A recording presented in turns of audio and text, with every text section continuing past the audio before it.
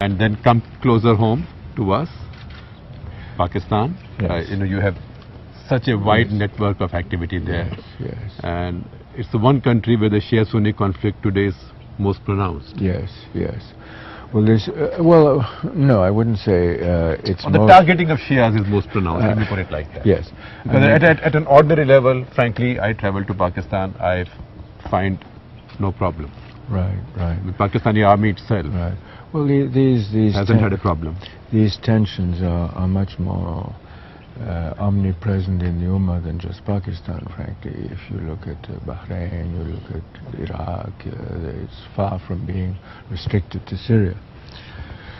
So this tension is a tension of great concern to me. And I hope that as the Syrian issue, if it does get resolved the way it's going, will also reduce the tension in that relationship also. Because it's unacceptable to me, frankly. It's quite simply unacceptable. So do you have a message for the leaders of Pakistan? Well, because it's a very large Muslim population. I'm not sure that I can blame this situation on the leaders of Pakistan. I said, do you have a message? Do you have advice for them? Well, my simple message is that in any country, my view is that people have the right to practice their faith. Right. Whatever it is. So that is, to me, a human right. Right. And I'm interested, for example, to see how a Western government has recently taken that issue on its agenda for economic support. Right. Such as the Canadians. Right. You know? Yes, absolutely. So there is an awareness in the industrialized world that this has become a serious global problem. Right. So, and do you have a message for the Shias in Pakistan? Well, I would have it for all Pakistanis, not just the Shia. I would have it for all Pakistanis, which is to say, look, you are Muslims, full stop. Right. And so long as you are Muslims and you abide by the basic identification of what makes a Muslim, which is the Shahada, well, that's where it stops. Right. I feel sort of a little bit ashamed asking this question, knowing how liberal and how Catholic you are in your outlook and how much of a citizen of the world you are. It's a question I cannot help asking.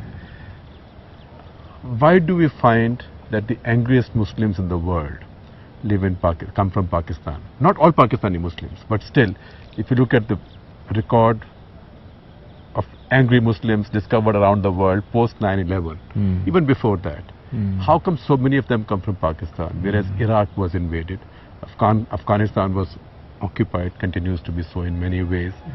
Palestinians have a grievance, but the angriest Muslims are in Pakistan. I wouldn't agree with that.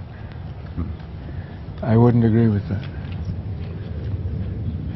I think there's anger that is in many Muslim countries today, because I think the Ummah feels targeted, and targeted essentially for 9/11. Right. And the Ummah, as a body of millions and millions of people around the world, had nothing to do with that. So I don't think that comment is, if I may say so, is fair. No, I wonderful if you disagree with that. Because it's easy to agree with those formulations these days. Yes, but in my view, that's really not the case. So I'm happy if you agree with me, but I'm happier if you don't agree with me, because it's a better story, frankly. Yes. Because then we get into an argument. No, I don't. An intellectual argument. I don't think that's correct. I don't think that's correct. And you know, I would go further and I would say many of the conflicts we see today have got nothing to do with faith. Right. They are the children of political mismanagement or worse. Or frankly, lack of intellect and or lack of intellect. The driving background in many of these situations is political. But then what happens is that there's a faith dimension which is attached to it. Right. But it's not born. No, it comes sort of handy. It comes handy. You can mobilize more people, you can argue the case differently. If I may use a sort of shortcut, it's a force multiplier. Yes. Or yes, a fuel. Yes. Yes. So I tend to stand back and say, if I really analyze these situations, were they issues of faith? No. They were generally political issues.